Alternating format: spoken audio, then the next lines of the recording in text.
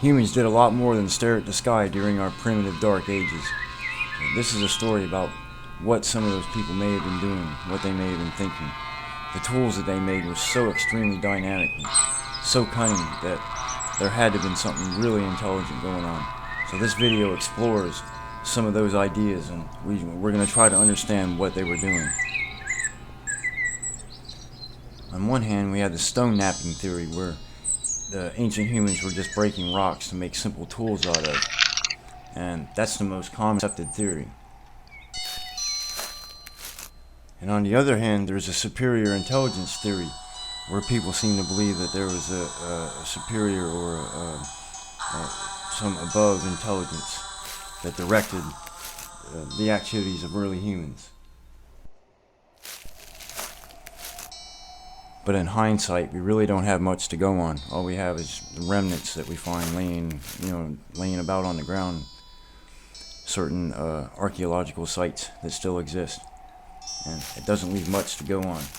But the things that we are finding suggest that the people were extremely intelligent. The engineering philosophy that goes into the manufacture of these tools goes far beyond simple education.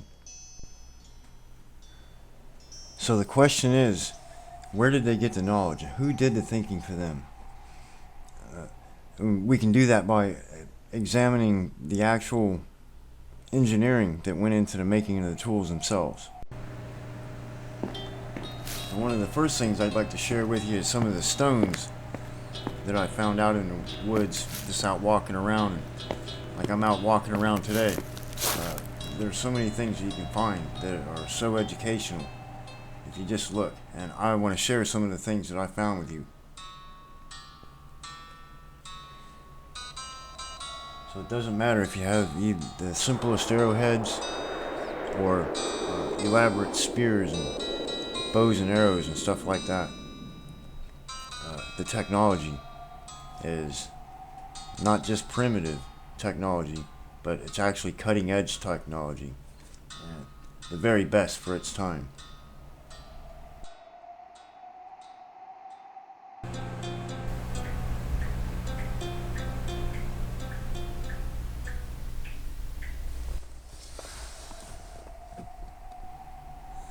For example, this piece here is a oil lamp that's made out of black onyx.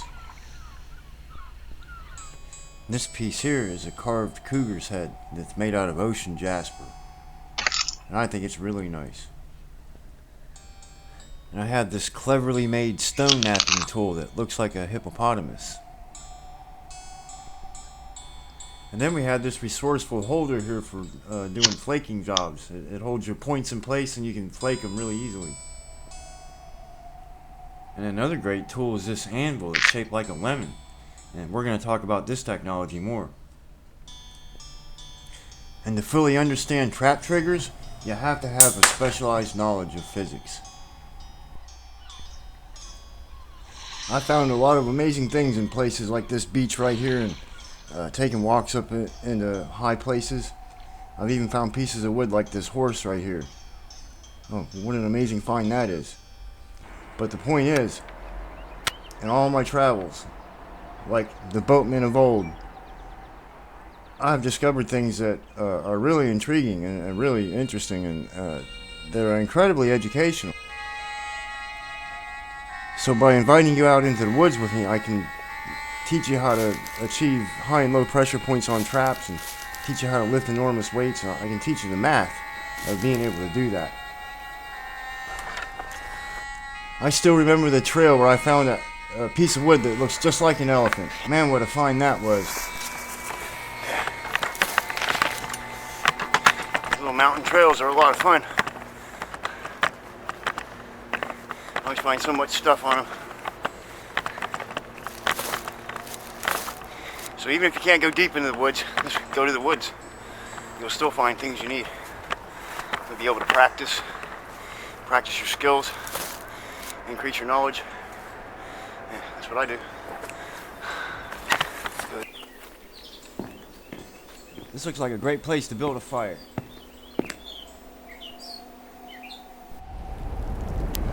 Oh yeah, sitting around a campfire is the best place to talk about bushcraft. And while we're sitting here, I'd like to share with you some tools that I've made. And they're really ingenious and they really get the job done.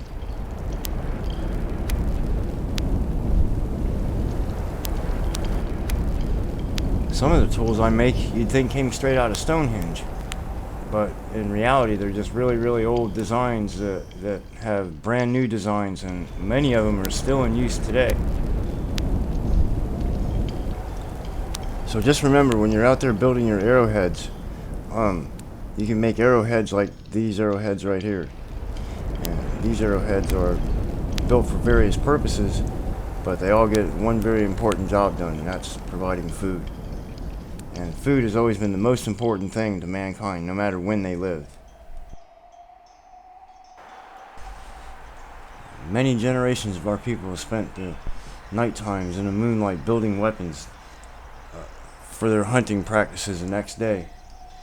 And it's a lot of work, but it's really satisfying because even the simple things from nature are completely adequate at doing the job. And some of the tools can be stunningly beautiful.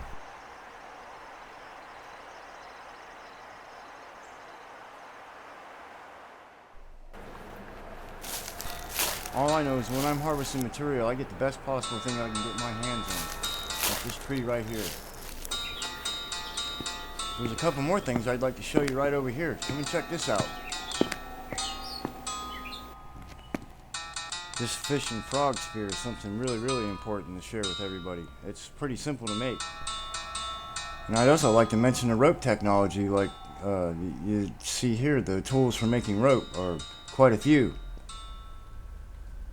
So without primitive rope making tools like you see here, our modern future would never have formed.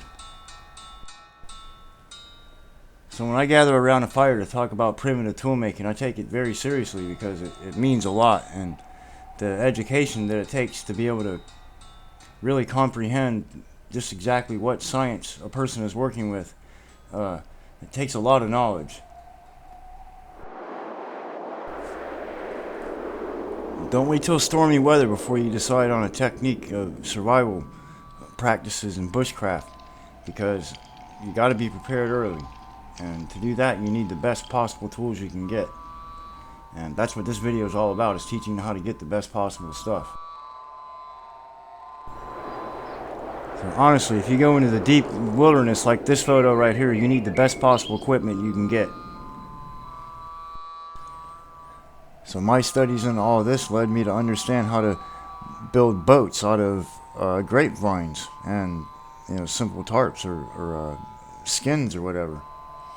And as you can see right here, this coracle boat that I made floats just fine, and it's perfect, and it's just made out of a grapevine and a tarp.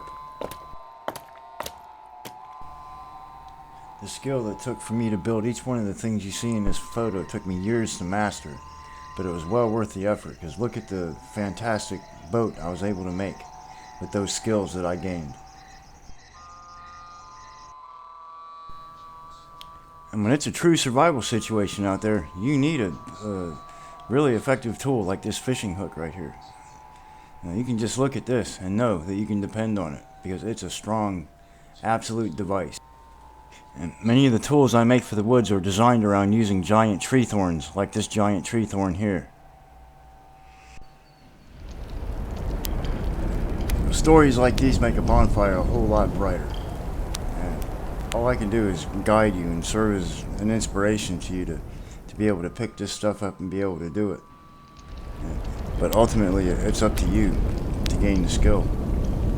And you can pause anywhere on this video that I made and study the objects that are there and learn how to make them. But you have to have the ambition to do that yourself.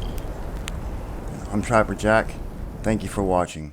If you'd like to see more videos like this, tune into my YouTube channel or check me out on Facebook.